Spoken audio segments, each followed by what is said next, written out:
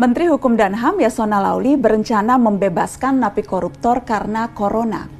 Alasan utamanya, lapas yang kelebihan kapasitas akan membuat penyebaran virus ini tidak terkendali dan jika satu tertular akan membahayakan semua. Menurut hitung-hitungan Yasona, minimal 30.000 napi akan bebas. Itu belum termasuk napi koruptor yang akan mendapatkan berkah pembebasan juga. Yasona bahkan akan merevisi PP untuk meloloskan 300-an napi koruptor yang usianya di atas 60 tahun dan telah menjalani 2/3 masa hukuman. Mari kita bedah.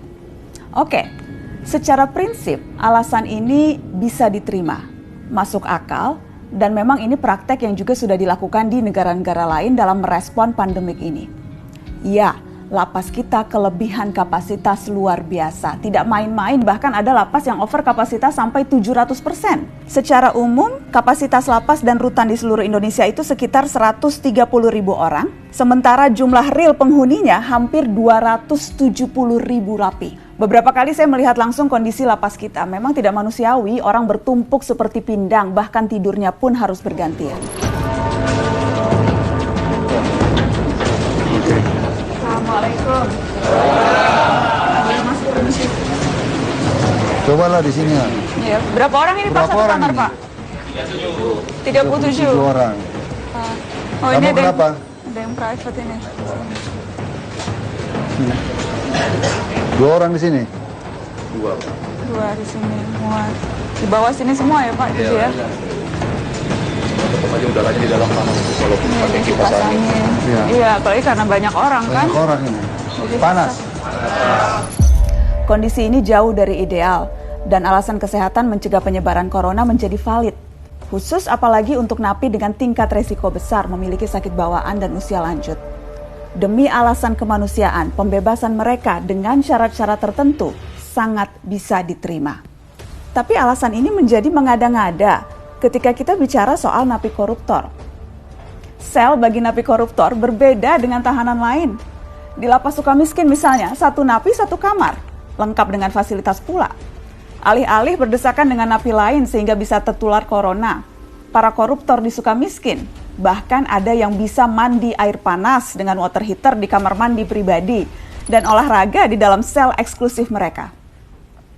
Dan kondisi ini bukan hanya di lapas Sukamiskin.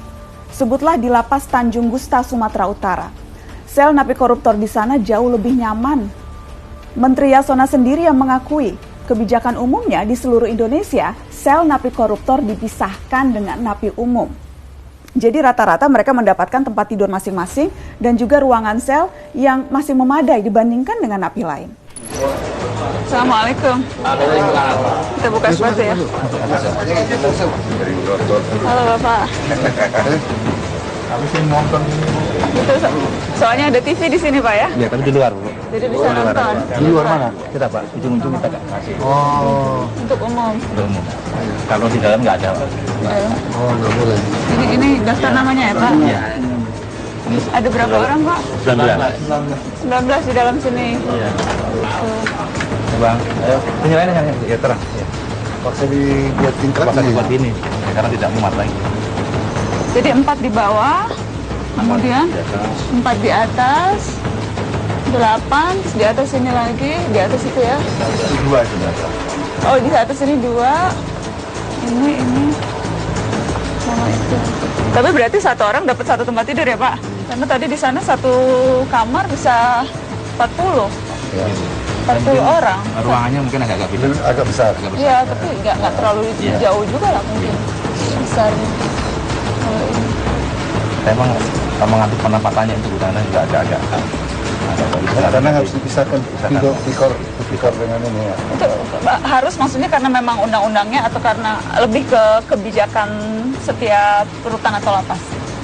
Iya, pada umumnya kan tipikor dipisahkan sama dengan di Sukamiskin. Tapi itu Jadi memang kebijakan yang sejak dulu ya. Kebijakan yang memang diambil. Itu dari segi fasilitas. Sekarang mari melihat angka. Dari hampir 250.000 napi di seluruh negeri, yang napi koruptor jumlahnya sekitar 4.500-an. Berarti itu sekitar 1,8% dari total napi. Jadi pembebasan napi koruptor dengan tujuan menghambat penyebaran COVID-19 di lapas menjadi tidak relevan karena angkanya sangat kecil dibandingkan dengan napi kejahatan lain, hanya 1,8%. Menjadi wajar kalau kemudian sejumlah aktivis pegiat anti korupsi curiga kebijakan membebaskan napi koruptor ini hanyalah akal-akalan saja. Sudah beberapa kali Kementerian Hukum dan HAM berupaya untuk meringankan hukuman koruptor lewat revisi peraturan perundang-undangan. Catatan ICW misalnya, selama 2015 hingga 2019, Menteri Yasona sudah 4 kali mengatakan mau merevisi PP 99 tahun 2012 tentang syarat dan hak napi di lapas. Jadi tidak heran kalau ada yang berpikir bahwa rencana pembebasan napi koruptor ini sekedar memanfaatkan isu COVID-19 untuk memuluskan keinginan lama, mempermudah remisi bagi koruptor. Jadi, Pak Menteri yang terhormat, supaya kita tidak curiga macam-macam, coba dibuka dulu ke publik narapidana kasus korupsi apa dan di mana yang menempati sel berdesak-desakan seperti napi umum pencuri ayam yang bahkan harus tidurnya bergantian. Oh ya sekalian, kalau memang mau cek lapas koruptor, titip cek lagi sel Papa Setia Novanto dan kawan-kawannya di Sukamiskin. Lagi di sel nonton Netflix atau lagi pelesiran makan di warung Padang ya?